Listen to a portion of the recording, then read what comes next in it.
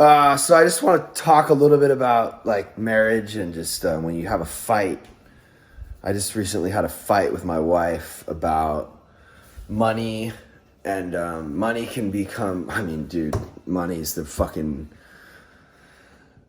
biggest stressor in any relationship, especially once you make it past, a couple of years or living together, 10 years. So we've been together for 15 years, and she has a salon in the garage, and we live in a house that we kind of can't really, it's just difficult. We live in a bigger house than we probably should. I mean, dude, this is where we live, and it's a nice house. We shouldn't really be living in this nice of a house. So the mortgage is pretty high, and it's a struggle and Veronica is invested in her garage, her salon here in the garage, and she's still paying off her credit cards, and I am under a lot of financial stress. This is her salon where she works out of.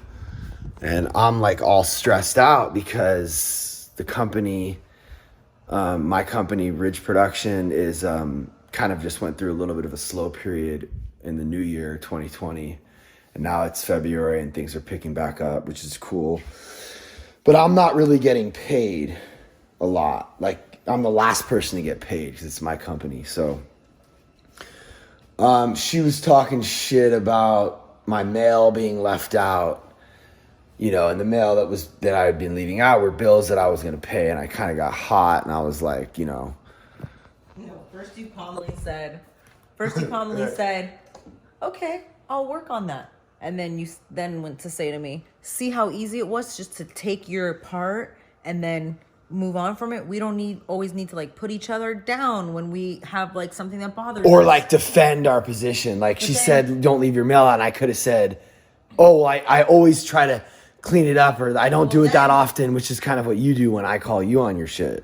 But then 2 minutes later, right, he was just like, you need to pay more rent, which we haven't. No. That happened after we fought about some stupid shit. It's really, I don't think it's good to keep tallies of who does what. I think it's good to have like agreements, but I don't think you should be like keeping score of who's doing more, because the point of any marriage or any relationship or life really is just to give as much as possible.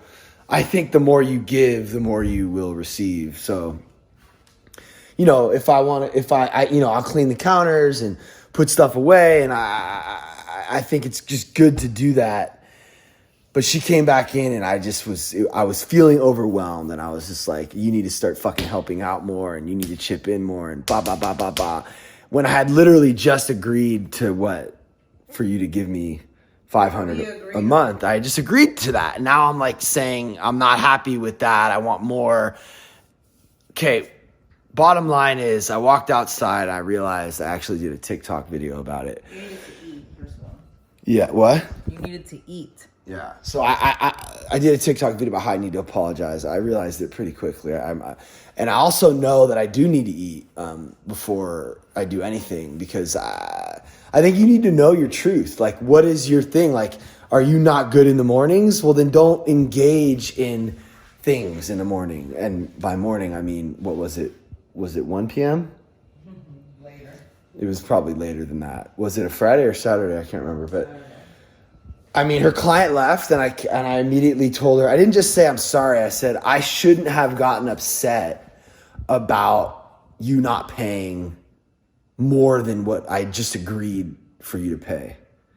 I just realized where I was wrong, and specifically what I said that was wrong, and I owned it. She didn't actually apologize. But when I did that, I wasn't looking for her to apologize back right away. You ended up apologizing like later, which was cool. But because you kind of hit the juggies. What'd you say? You're a little bitch, maybe?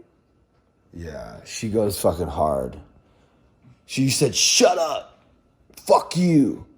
You little bitch. Or whatever. Like, I don't know. It was fucked up. But like, I haven't said that to you in a while either. Like, we haven't had like a gnarly thing like that in a minute. Yeah, I'm just really grateful that we're able to like talk about it after and like really figure out what went down, why it happened, and who was, and everyone's able to kind of own their shit. But being able to own your shit requires like, it actually requires like confidence and like strength and like security. Because if you're super insecure, you're actually going to defend your position to the end because you're afraid that if the other person sees your shit, they're going to want to dip or walk. When the truth is, if you just own your shit and you say like, this is where I'm working on myself and this is what I did that was wrong, it doesn't make me a horrible person, but I do make mistakes. If you can own that, then you can start to like rebuild the relationship. Thanks for watching. Oh, Spartacus. Yo. Stars, Spartacus, show on Stars, 8.5 IMDb. Fucking obsessed right now. Also, we're rewatching The Sopranos. It's a good show to enjoy with your partner.